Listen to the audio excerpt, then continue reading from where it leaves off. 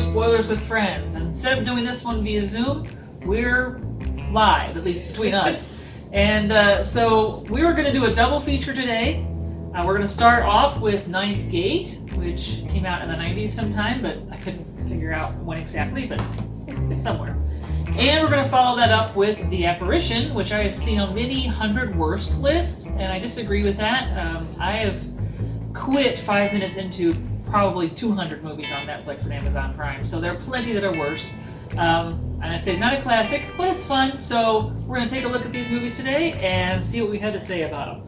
Yeah, so we've been watching the movie for a little bit now, and I think we're like a third of the way through, maybe? It's something like that at least. Yeah, we've come to Paris now, I think. Just part of your course. But we don't think that Johnny Depp's character is really being paranoid enough. No, he's not frightened enough of. I was just saying, I would have been frightened off of this venture no matter how many zeros were added to it by the hanged man in the bookstore. That would have been enough for me. Yeah. So, but we are starting to get some clues on what's going on here. But yeah, our main character's a little dim and not very. Either a little dim or very, very greedy. To where more zeros out every other consideration. I'm trying to talk over her. Right. Yeah, well, we just finished Ninth Gate. I haven't seen it for 20 years, so a lot of it was unfamiliar to me after all this time. I was reminded of what was going on. Anne's watched it more recently than I have. As much as you can figure out what's going on. Yeah. Well, I guess it's up till the end where they just kind of like, he just walks off. And you're like, are we missing a scene here? Because we don't get this, the him setting it all up for the ritual that will allow him to walk off into hell or wherever it is he's going. I don't know. Yeah, I don't really. It seems like the point of that would be to walk up into hell, and I'm not really sure why you would want to do that. But or maybe whatever Frank Langella's character wanted, the immense power of Satan Or something. No. Yeah, he didn't seem to expect me going anywhere, right? He expected to be powerful in this world. Right. And Johnny Depp just sort of walks off into a bright white light. Yeah, that matches the picture at the end. Yeah. But, yeah. Well, that's Maybe one of those things where, like, in stories where there are, like, Cthulhu-type bad guys, you have to wonder who their allies are, because who really wants them, the old ones, to really come back? I mean, yeah, you're and why do they not always think that, okay, the first thing Cthulhu's going to do is smash your tiny butt? So, yeah, why you either help Satan or you want to go to hell early? Is there like an early check-in program where you get a better seat or something? I don't know, because he doesn't look like he's terribly old here, but he's just going to wander off into something. Yeah, and I mean, he doesn't seem like an evil character. I mean, he's not the nicest person. He's willing to do a little bit of illegal stuff, but not just, Hitler-y, like wanting to be spawn of Satan. So it's kind of troubling that... He may have killed one person here that made the demon girl happy. Yeah. She says, I didn't think you had it in you. Of course, maybe it's like the One Ring, and the book is, poisons your mind and makes you want to be the devil's top minion. I guess. Maybe the position's been open for a long time. At least 3.5 centuries. Or maybe it's revolving. I don't know. Yeah, nobody can stays solve in it the long. puzzle, and no one else will solve it again now the 3 books are destroyed. Right? So, yeah, he's going to be the only person who has the right 9 panels to put together in the right order. I don't know, I'm not clear how that works either, because just looking at the 9 pictures in order is enough? I don't know, because there doesn't seem to be a ritual associated there. Apparently it consists of pouring gasoline in a circle around yourself. I don't know. That seemed to be that character's interpretation anyway. Yeah. So are we going to assume then that in the scene that should have been here with Johnny Depp setting up everything, that he would have poured some gasoline and we would have gotten some kind of fantastic scene of him being able to walk through fire or something? And they thought, you know what, we ran out of money. That kind of seems like they just got tired of telling the story and just stopped. That's enough. I got other things to do. Yeah, which is fine. I mean, I still like the movie. It's enjoyable. The actors are quirky and good, and it doesn't take itself too seriously. There's a lot of cheese factor in a lot of these scenes where not only is the music not horror movie music, Right. but that the characters are really hamming it up. So it's Yes. like clearly we're going over the top in Yeah. terms of our acting here. They're having a good time. Yeah. So we have to assume that they're just having a Good time. And maybe a they're all nice drunk check, or maybe. high too while filming this movie. We don't know. I don't know any of the stories of the filming of the Ninth Gate. So It looks like fun. A lot of neat locations. Yeah, some nice places. Yeah. So, all right. So, how many creepy doll heads does the Ninth Gate get? I'd give it a 4 out of 5. 4. It's one of my favorite rewatchables, but it's not like some brilliant commentary on life, the universe, and everything. Yeah, I guess fun. there's no real message to this movie. I guess. Not one that you can easily figure out.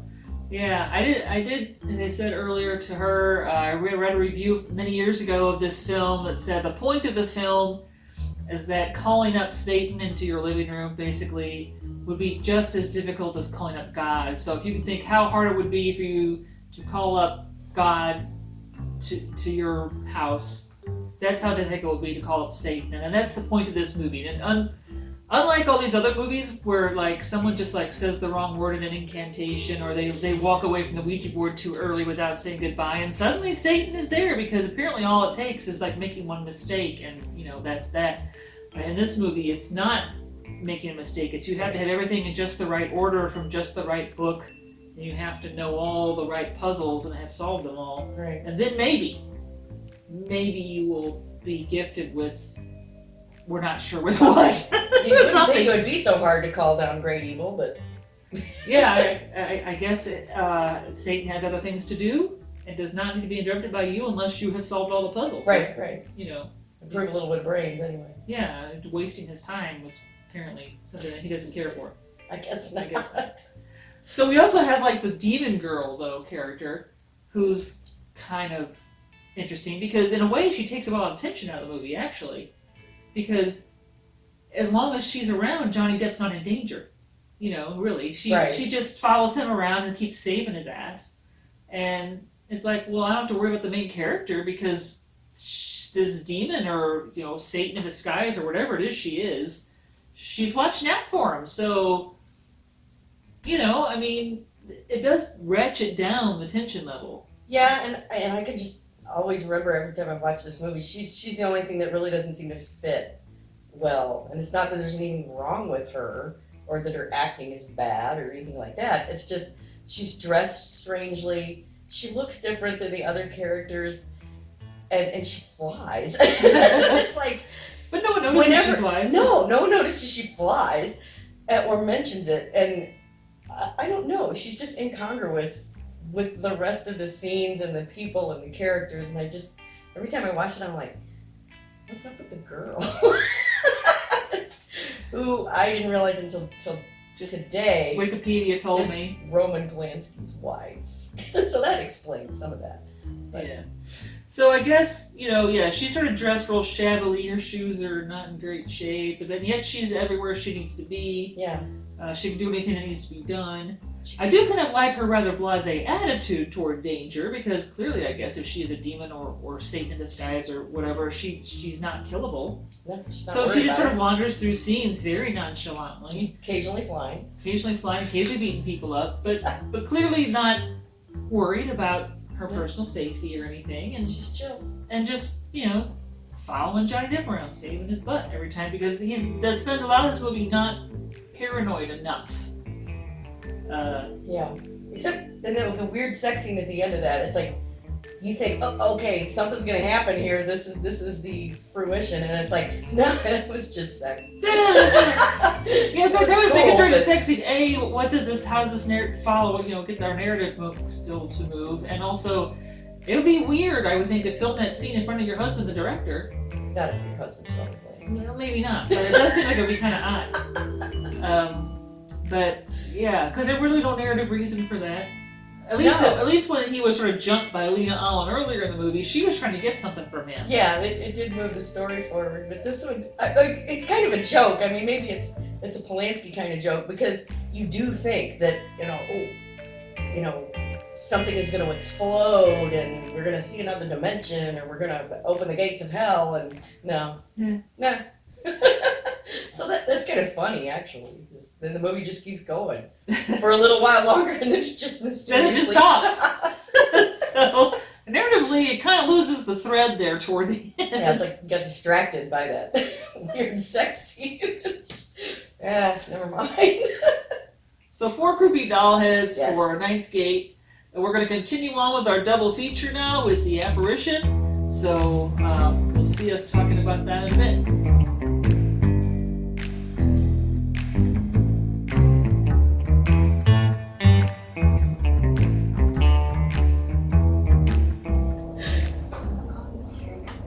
So we're watching the Apparition now. We have only got maybe 10 minutes into the movie, and already the ghosts have killed the cactus, burned the kitchen counter, and opened all the doors that were locked. We saw her lock and set the alarm. Right.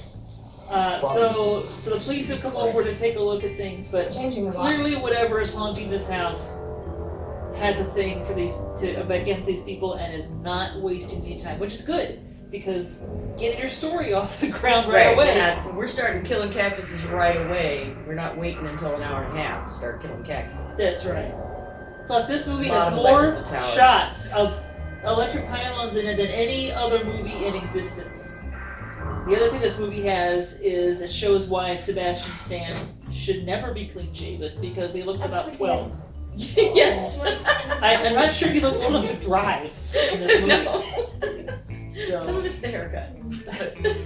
But yeah. And see, it's already moved the furniture on her. I mean, Yeah, it's screwed up the carpet. This thing has a thing for these people, and it is not wasting any time. Nope. So we just finished The Apparition. Definitely not one of the 100 worst I don't think so. horror movies of There's all time. way worse movies than this one. Definitely. I've backed out of many movies on Netflix and Amazon Prime that were way worse than this one. I've probably sat through some movies that were way worse than this one. Yeah. But yeah, it has some great ideas in it in some places. And other things that looks like ideas that they wanted to develop and never bothered to. But, it's not a classic, but it's kind of fun. I like the couch and the staircase. That would be unnerving, definitely. Definitely the fact that this thing seems to be able to pull things through other solid objects. Yeah, So which makes me wonder, if it's that powerful that it can do that, why does it need to bugger around with what it's doing? Why Killing didn't people. it kill the little cactus and the dog? Yeah, right? why not just pop out into existence? I'm not sure, but Maybe it just likes to play with its food. could be. Don't we all? So it's going to torture these people for a few weeks because it's so much fun. Yeah. So there's some fun scenes in here. I love the security camera scene. Yeah. I like the closet scene. I even like in the bathroom when she turns off the light in the bathroom and there's like a shadow person in the tub. Yeah. Standing there that she doesn't see because her back's to it. And I always like it when they're going to do a bunch of stuff to science a thing out of existence. There's a lot of that where they set up all the cameras and they're doing things, they're saying science words, and it doesn't work, but it's fun to watch. Yeah, and you're like, and these lines are so stupid, it's like, who could possibly say this seriously? So someone has to have a little bit maybe of acting skill to be able to pull off things like you're doing these, how many megahertz backward or something, or you're like, yeah. Is that even a thing? I don't know. I don't know about physics, but it know. doesn't sound like a thing. Yeah. But that doesn't matter, it's a movie. Yeah, and ultimately you want to watch the end of the movie and not feel like you wasted your life, like it was kind of amusing or at least interesting, and you were entertained.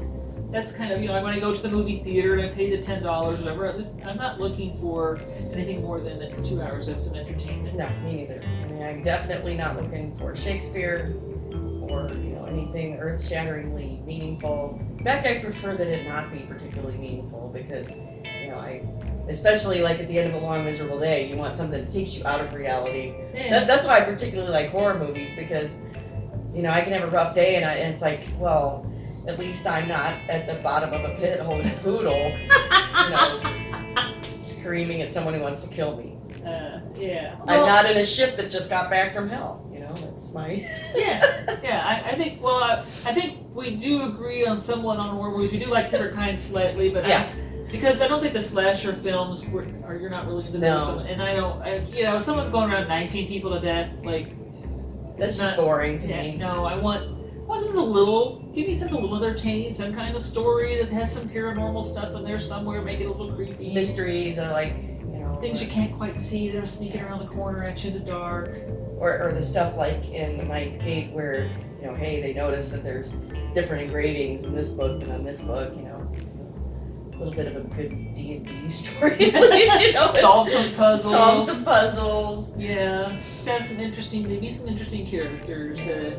Yeah, Some strange historical mumbo jumbo that some kind of they've reason got for. Houdini's cigarette case or something. Well, I was trying to think. One of the first maybe 5 creepy doll head movies we looked at was Event Horizon. Love it. Like Event Horizon a lot. Love it. And I've read several articles on how apparently the production of the movie was such a nightmare, and that so they just kind of made this movie, thought it was going to be crap. People, I guess when it came out, said it was crap, but it's not. It's not really. It's not. It has become appreciated over the past 20 plus years. It's actually holds up pretty well, and you have a reason for you can't escape. You're in space, right? I mean, Yeah. that if you've ever watched Below, and that's BELOW, people think I'm always saying Blow, like the Johnny Depp movie Blow, but it's like, no, it's Below, and it's a submarine World War II movie, and it's a haunted submarine, or is it haunted?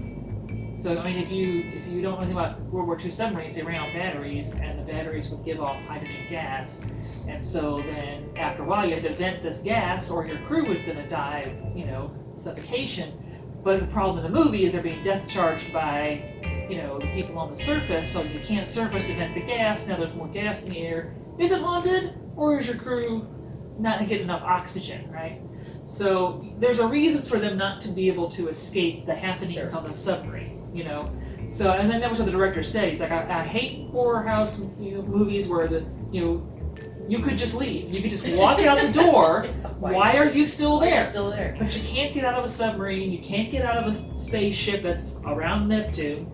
And in this particular movie, you can't escape something that's haunting you. It's not haunting the place, right? So wherever you go, it's going to go. So, at least there's some reason why you can't escape. Good point. Yeah. Okay, so how many creepy doll heads for the apparition? I'll give it a 3. 3 creepy Solid doll 3. heads. Yeah. All right. Well, thanks for joining us for a double feature of Spoilers with Friends. I'm not sure what we're going to do next time, though. One we would like to get to is Hell House LLC. Yeah. We both love that movie. I have a feeling that we'll get many more creepy doll heads if we ever do that one. And we'll see what else we want to do in the future. So thanks for joining us. Remember, if you like this, hit like and subscribe. And hit the bell notification so you know when I'm going to put up more videos. And we'll see you later. Bye-bye. Bye-bye.